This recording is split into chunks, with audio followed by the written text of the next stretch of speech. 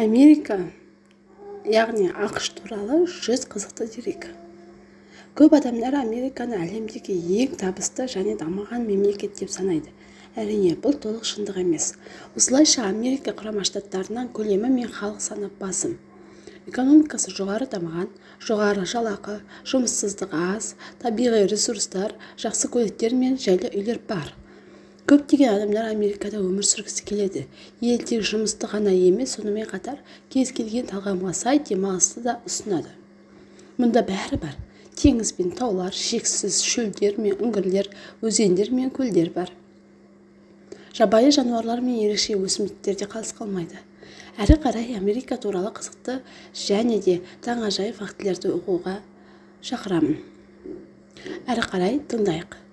Бірінші, американдық отбасылардың көпшілігі мемлекеттен жалпы табысының 48-ден жоғары астам бөлігін әлеуметтік көмек алады.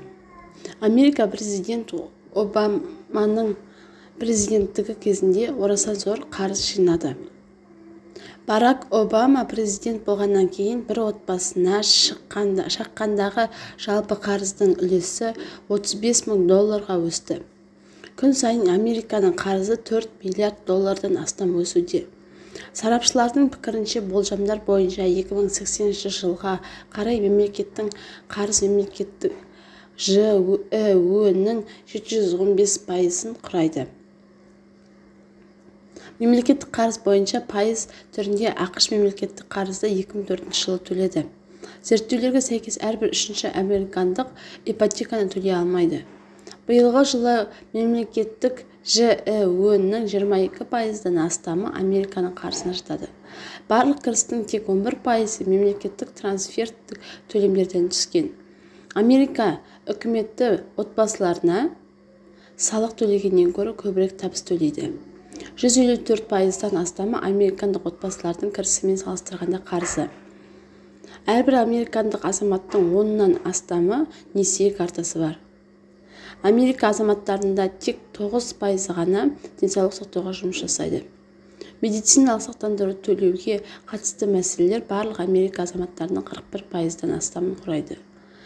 Қазіргі уақытта 49 миллионнан астам американдық азаматтарының медициналық сақтандыруы жоқ.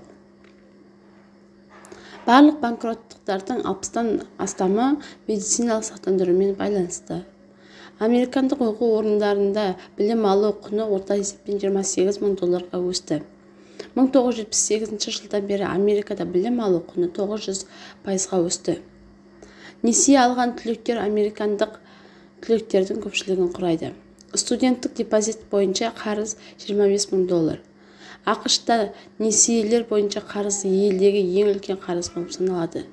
Сайып келгенде студенттердің көпшілігі жоғары білімді қажет етпейтін жұмыстармен байланысады.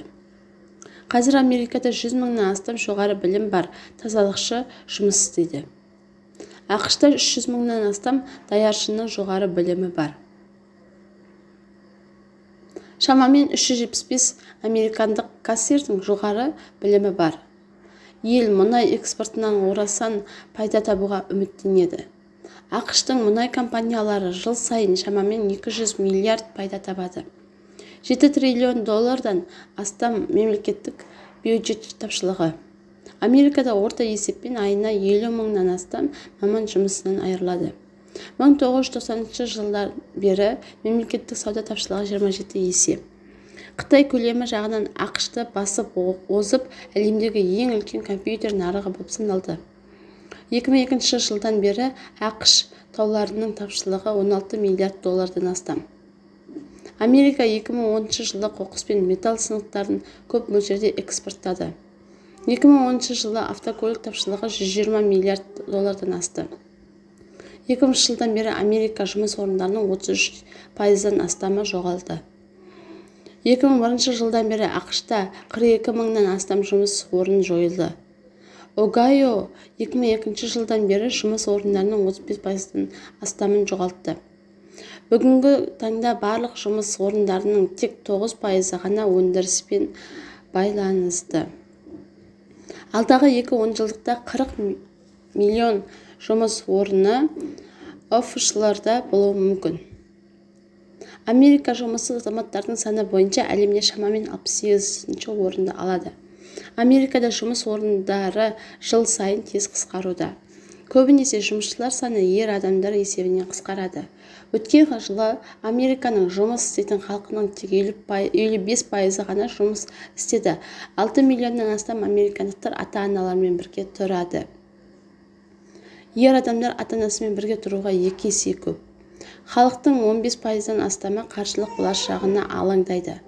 Америкалық жасөспірімдердің 30% ғана осы жазда жұмыс таба алды.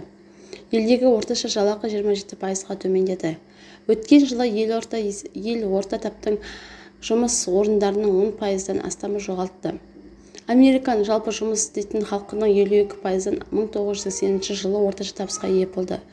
1980 жылы ақш-тағы жұмыс орындарының 30%-дан астам жалақы төмен деп саналды. Орташа американдықтардың сағатына $10 аспайды.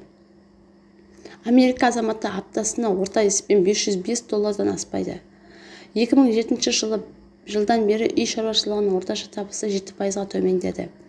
80%-ға дейін ақш-тағы жылжымайтын мүлікті сатудың жалпы көлемі. 2009 жылы ақш-та үй сату бойынша ең төменгі жаңа рекорд орнатылды. Жаңа үйлердің бағасы биыл 33%-ға арзандады. Тұрғын үй дағдарысы басталғаннан бері ақш-та тұрғын үй бағасы $6 триллион төмендеді. Флоридадағы үйлердің барлығы 18%-ға иесіз болып саналады. Барлық ипотеканың шамамен 4,5% төленбеген.